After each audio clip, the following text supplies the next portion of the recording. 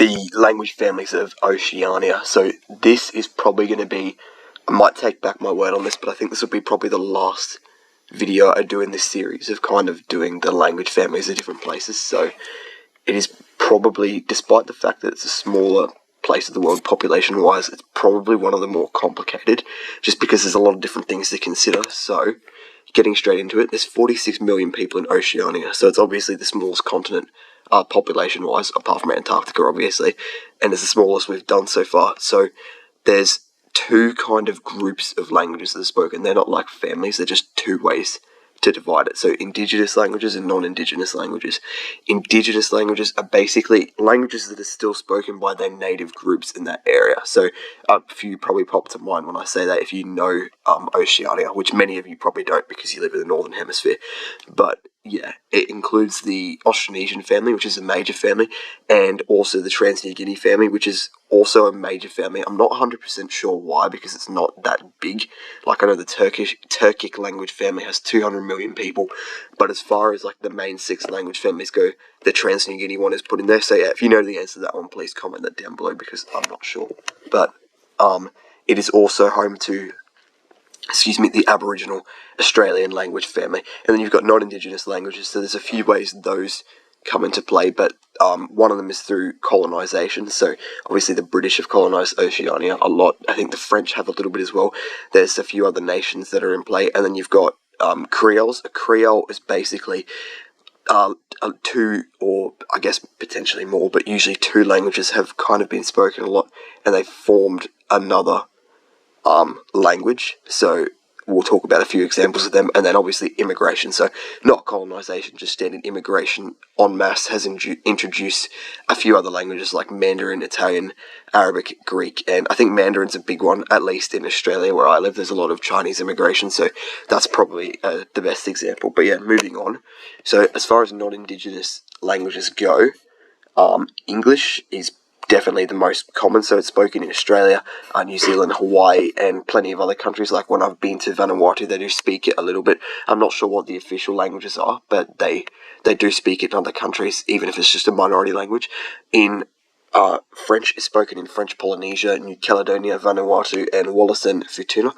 I don't know a lot about the French colonisation of Oceania. I know more about the British, because I'm from Australia and it was colonised by Britain, but yeah, French is spoken in plenty of islands. I have been to New Caledonia and Vanuatu, and they have spoken French there, as well as some native languages, I believe. But yeah, Hindi is also spoken in Fiji, and I didn't know that, so I did do some research. The reason behind that apparently is because in the late 1800s and early 1900s, the British brought Indians to work on the sugarcane plantations as indentured labourers. I don't know what the difference between indentured labourers and slaves is, because it seems like they're just tied to their job for small or no income. But yeah, to be honest, it's probably not something that interests me enough to further research it, but if you want to answer that question in the comments, please do.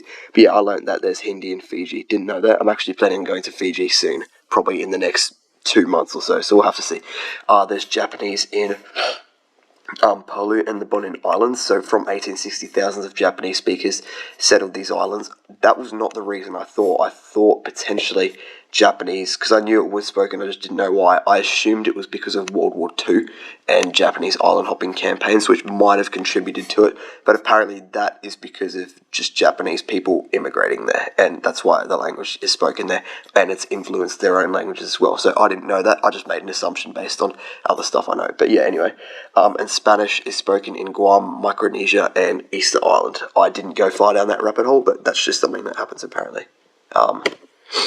As far as Austronesian languages go, so it is one of the biggest language families in the world. It's in one of the 6 major language families, and it's got about 1,200 languages and 200 million speakers throughout Indonesia, the Philippines, Madagascar, and the Pacific. So that is quite a lot of places it's spanning, despite the fact it's not as big as the Indo-European or Sino-Tibetan language families. But Austronesian divides into 2 branches, so you've got Formosan and Malayo-Polynesian.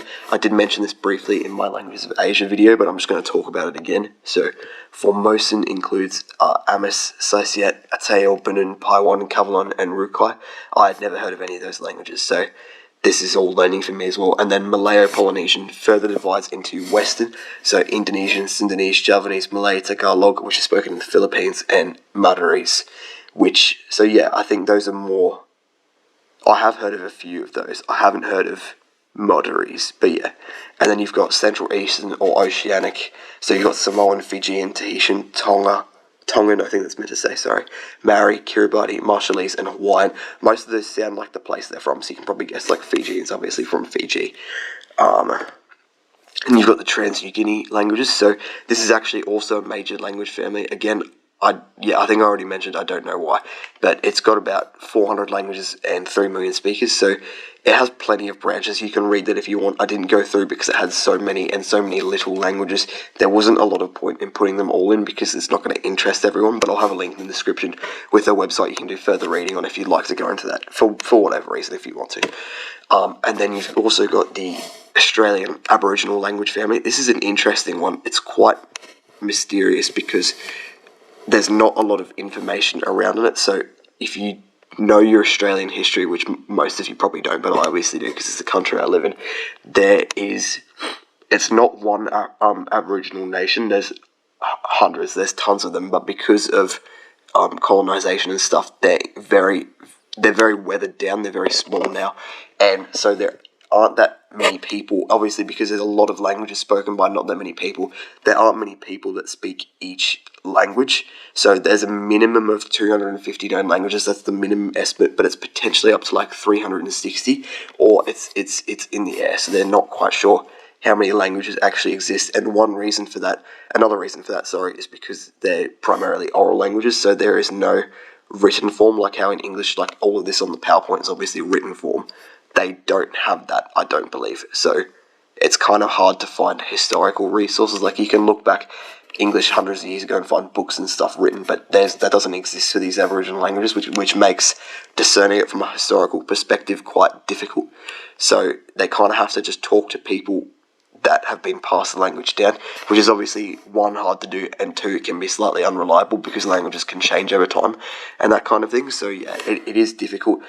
Hopefully we learn more about them, but for now and potentially forever, it is quite a mysterious language family. There's not enough known, and potentially they're not even related enough to be a language family. It's kind of almost put in it out of convenience because they're all from the same place. They more than definitely have some like relationship. It's just hard to prove. But yeah, I will try and find, I wrote that, I'll put a link in the description. I haven't actually found one yet. If I can find one, I'll try.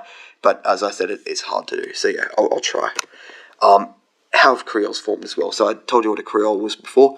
Various colonial languages and indigenous languages have interacted over the last few centuries to form these kind of blends. So a few examples include Tokpisin, Bislama, Pian, Samoan, Plantation Pidgin, Hawaiian Pidgin, Norfolk Pitcairn, and Unsadush, which is obviously has some German influence. Malay is also responsible, so it's not just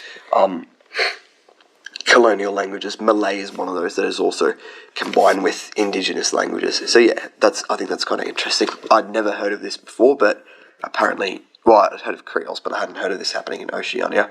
More heard of it happening in like Europe and Africa and stuff. But yeah, that is interesting that it can happen. So just to close, obviously I've got the flag in tribute.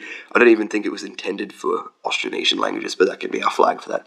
So Oceania is a small but culturally rich place, and while it's home to many countries still speaking their native languages, which is kind of cool, it still has been impacted linguistically by foreign powers. So there is obviously a lot of colonial influence and that stuff, but it is still a beautiful and safe area of the world, and I'm happy to live here, even though, well, it's in an English-speaking country, so it's not that fancy. But yeah, if you are looking to learn a language as well, I would recommend you check out my website I'm working on, which is Head of State Language Learning. It's completely free, so you don't have to pay anything, there's no sign-up, and it's basically got a list of languages where you can go through, pick the language you're learning, and it will have all of the resources you need, so all the links in order, and you can just go through and learn all of them.